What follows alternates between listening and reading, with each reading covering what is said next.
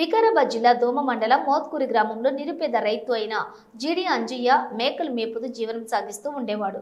రాత్రి వీధి కుక్కలు మేకలపై దాడి చేసి 15 మేకలను చంపి వీరంగం సృష్టించాయి. ఆ పేద రైతు నిరాశ్రయుడయ్యాడు. ప్రభుత్వం స్పందించి నాకు తగిన న్యాయం చేయాల్సిందిగా దీనంగా ఆవేదన వ్యక్తం చేశారు.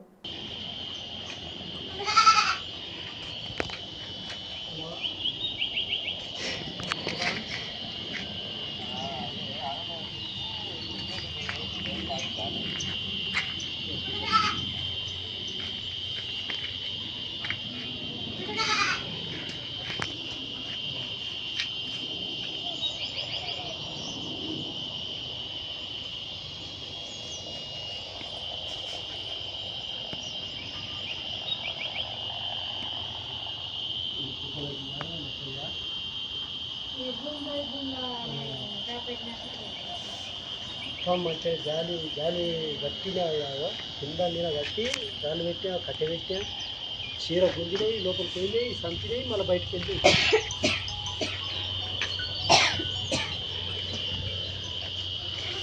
Hello hello